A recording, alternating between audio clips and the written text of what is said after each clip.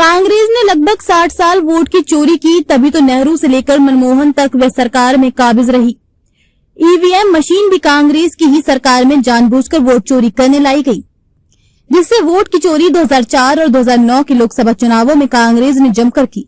तब तक लोगों को ये पता नहीं था कि ये ईवीएम मशीन स्वतंत्र यानी फ्री, निष्पक्ष यानी फेयर और पारदर्शी यानी ट्रांसपेरेंट चुनाव नहीं करा सकती है। इस चोरी को भाजपा के वरिष्ठ नेता सुब्रमण्यम स्वामी ने पकड़कर सुप्रीम कोर्ट में केस दायर किया था। सुप्रीम कोर्ट ने सुब्रमण्यम स्वामी ने ईवीएम से वोट चोरी किस तरह से होता है ये प्रयोग यानी प्रैक्टिकल भी दिखाया था। तब 2013 में सुप्रीम कोर्ट ने इस ईवीएम मशीन के केस में फैसला दिया था कि इस ईवीएम मशीन से कभी भी स्वतंत्र, निष्पक्ष और पारदर्शी चुनाव नहीं हो सकते। ये एक धोखेबाज मशीन है जो जनता के अनमोल वोट की चोरी करती है।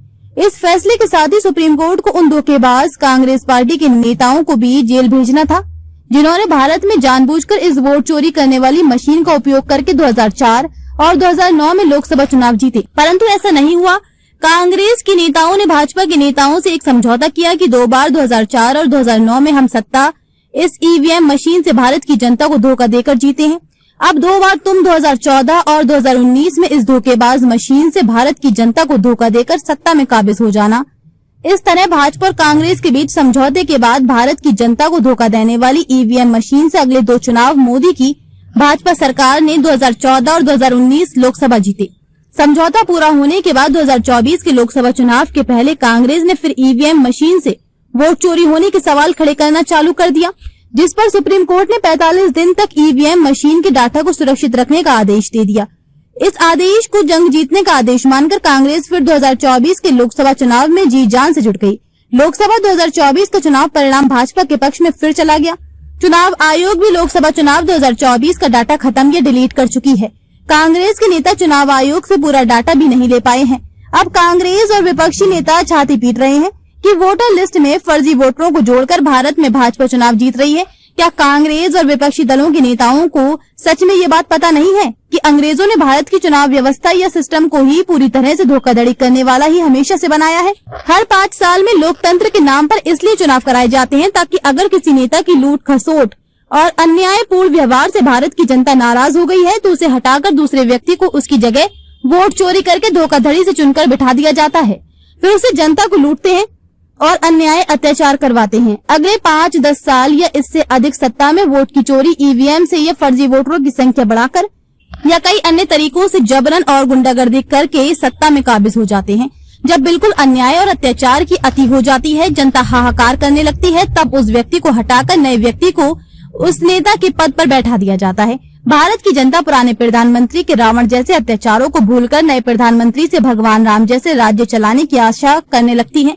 फिर कुछ वर्षों में नया प्रधानमंत्री भी अपना रंग दिखाने लगता है। जैसे 2014 के लोकसभा चुनाव में जीतकर 2016 में नरेंद्र मोदी ने नोटबंदी कर बता दिया था कि वो भी पंडित जवाहरलाल नेहरू से लेकर आज तक जो भी प्रधानमंत्री भारत की सत्ता में रहे हैं उनकी तरह ही लूट खसोट कर भारत की जनता पर अंग्रेजों के कहने पर अन्याय और अत्याचार करने के लिए ही प्रधानमंत्री बने हैं।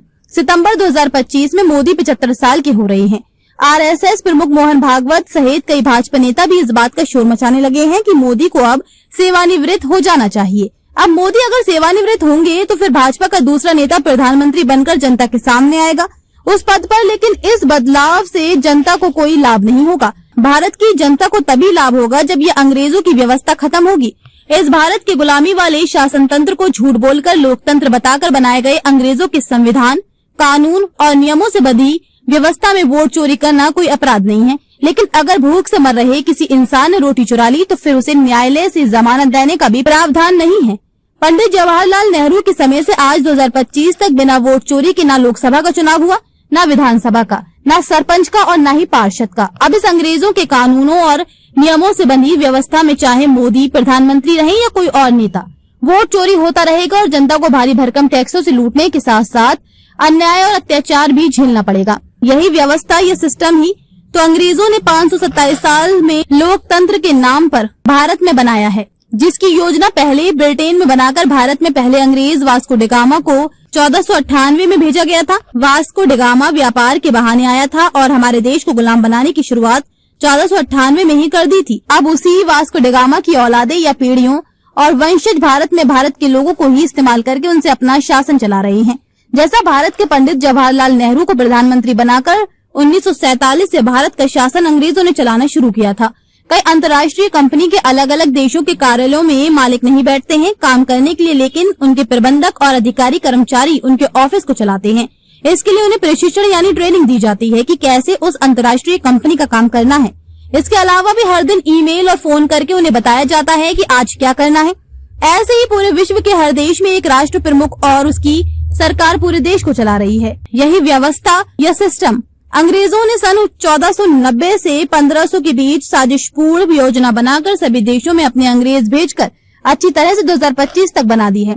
जैसे भारत में वास्को डी गामा आया था, वैसे ही विश्व के सभी देशों में दूसरे अंग्रेजों को अपनी व्यवस्था या सिस्टम बनाने के ब्रिटेन से भेजे हुए लगभग 527 साल हो चुके हैं। अब ये व्यवस्था अच्छी तरह से स्थापित हो चुकी है, जो भारत सहित विश्व की जनता को हमेशा गुलाम बनाकर रखने के लिए लगभग 527 साल में बनाई गई है। ऐसा इतिहास के जानकार सूत्र बता रहे हैं। खबर को शेयर फॉरवर्ड कर पूरे विश्व में पहुंचाकर विश्व गुरु भारत में सहयोगी बनकर बिना वर्दी के सैनिकों की तरह आप भी अपना कर्तव्य निभाइए। देश और दुनिया की ताजा और विशेष खबरों के लिए देखते रहिए सैनिक गर्जना न्यूज चैनल।